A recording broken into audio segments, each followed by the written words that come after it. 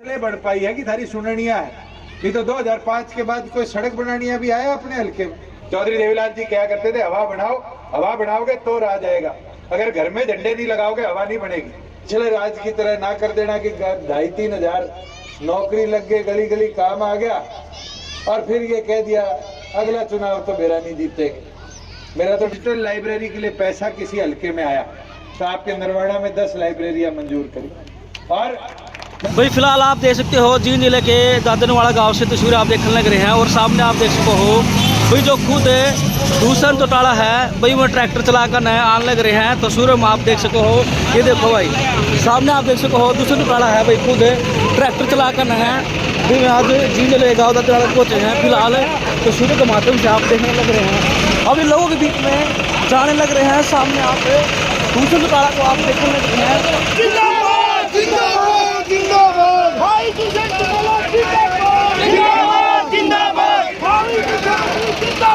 जिंदाबाद जिंदाबाद भाई मुख्यमंत्री जिंदाबाद जिंदाबाद।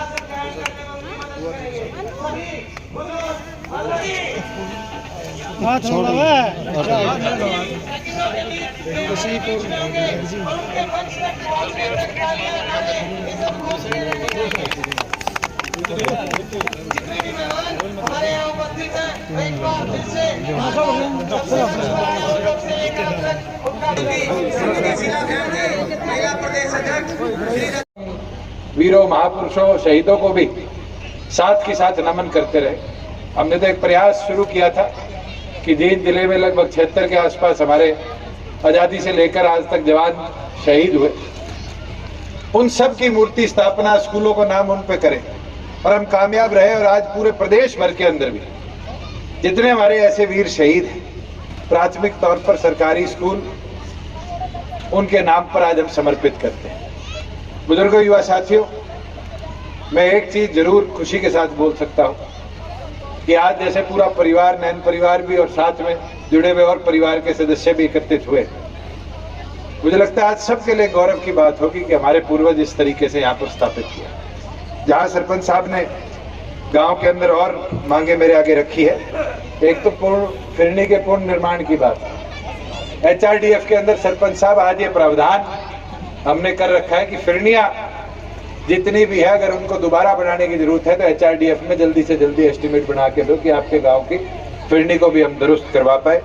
वही जहां कम्युनिटी सेंटर बनाने की बात है, इसके लिए सरकार का प्रावधान है कि ग्राम सभा ग्राम पंचायत दोनों रेजोल्यूशन पारित करके 3.5 एकड़ का देने का काम करे और जैसे रेजोल्यूशन भेजोगे सरकार इसका एस्टिमेट बनाने के लिए भी प्रपोजल आपको भेजने का काम करे।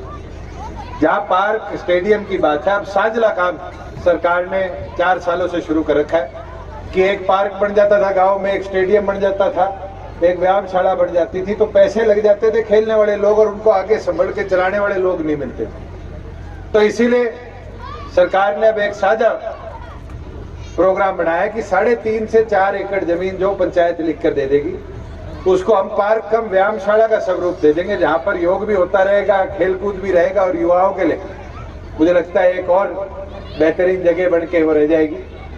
तो मैं चाहूंगा कि व्यायामशाला का भी और कम्युनिटी सेंटर का भी इसका प्रपोजल जितनी जल्दी ग्राम सभा से पारित कराकर आप मेरे को भिजवाओगे उतनी जल्दी इसके हम पैसे मंजूर कराने का काम करेंगे। वही साथियों, मैं तो एक चीज जरूर बोलूंगा आज के दिन कि संगठन की ताकत में भी अपना योगदान और हिस्सा देने का काम करो। संगठन की ताकत को निरंतर आपने बढ़ाया और 5 साल के इस सफर में पार्टी ने एक नए मुकाम को छूने का काम किया। और आज आग्रह और आपसे विनती है कि जैसे बूंद बूंद घड़ा बढ़ता है, बूंद बूंद समंदर बनता है, नए लोगों को जोड़ेंगे। जब भी पार्टी अभियान चल रहा है, एक बूथ पर 25 नए लोग जोड़ने और 25 नए सदस्यों को जोड़ लोगे तो अपने आप पार्टी की ताकत को आप और आगे बढ़ाओगे। मैं तो आपसे प्रार्थना इतनी कर सकता कि अब समय कम रह गया, 300 दिन के आसपास का समय रहे और 300 दिन के अंदर दिन रात एक कर मेहनत करनी पड़ेगी।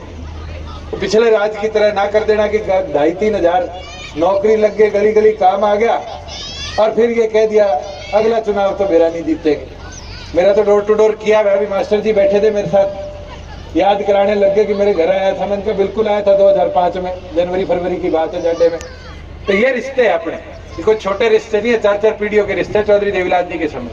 चौधरी देवीलाल जी के समय पे एक कार्यकर्ता 100 कांग्रेसियों का मुंह बंद रखता था। आज ये हालत होगी, पता नहीं हम घबरा जाते हैं, अपने काम गिना नहीं पाते। आज मैं आपको बता देता हूँ, मेरे पास ये सच्चा खेड़ा पड़ोस में गांव है। आपको एक आदमी आया, कहता जी हमारे गांव में एक्सीडेंट बहुत होते हैं और ये सारे बैठे, इकलौता बाईपास मंजूर हुआ है जींद जिले का इस पूरे हाईवे पे, कैथर जिले के हिसाब तक सच्चा। आपकी सड़कें हो, आपके गांव के काम और छोड़ो, अपने तो जीरी गेहूं बेच के आया करते थे, नरवाना मंडी में ट्राली पे नहीं सोना पड़ता था। आज 2 घंटे में ट्राली रिता के आ जाते हैं। और तो और 2-2 महीने पैसे नहीं आते थे और अब पैसे 2 दिन में किसान के खाते में पूरे पैसे आते हैं। ये व्यवस्था इसलिए बढ़ पाई है क्योंकि राज्य में आपकी हिस्सेदारी। आज पीला राशन कार्ड हो, बुढ़ापा पेंशन हो, कोई दफ्तर में फॉर्म भरने की जरूरत नहीं, घर बैठे बढ़ जाता है। फर्ज के लिए पटवारी के पीछे जाने की जरूरत नहीं है। आज फर्ज के लिए धक्के काटने के लिए बजाय 20 रुपए CHC सेंटर पे देके और साथ के साथ फर्ज निकलवा दो। ये व्यवस्था इसलिए बन पाई है कि राज्य में आपकी हिस्सेदारी। और मैं तो प्रार्थना विनती आपसे करूं, इन चीजों का प्रचार करना शुरू करो। गांव में कहीं तालाब खुदे हैं, कहीं पर ई लाइब्रेरी बनी। सबसे पहली डिजिटल लाइब्रेरी के लिए पैसा किसी हल्के में आया तो आपके नरवाड़ा में 10 लाइब्रेरियां मंजूर करी।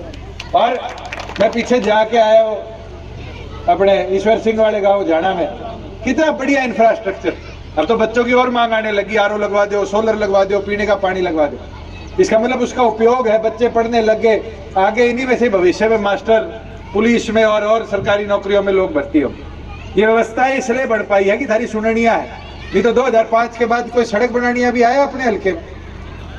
पृथ्वी विधायक रह लिए, पृथ्वी जी कोई 1 रुपए दिया करते थे आपको पिछले राज्य में, पूछा भी नहीं करते थे। और आज तो 800 से 900 करोड़ रुपए नरवाना हल्के में खर्चा है। इतना तो चौटाला साहब भी 2000 से 2005 तक नहीं खर्च पाए। इतनी व्यवस्था बदली और इसीलिए है कि धारा पूछ रखनिया, बात रखनिया कोई बैठा है। मगर उस चीज को घर घर पहुंचाओगे, अपनी ताकत दिखाओगे, तभी जाके पार्टी संगठन बढ़ेगी। मैं तो पूर्ण दोबारा सबसे यही अपील करूंगा, और भी सरपंच साथियों ने अपने अपने गांव की मांग रखी है, इसकी आज फिजिबिलिटी के लिए भी लिख के दे जाऊंगा कि जल्दी से जल्दी इसकी फिजिबिलिटी चेक करी जाए। और जैसे फिजिबिलिटी सरकार को आएगी, साथ के साथ इसकी ग्रांट भी मुहैया कराकर कार्य आपका पूरा संचालित तौर पर आगे ले जाने का।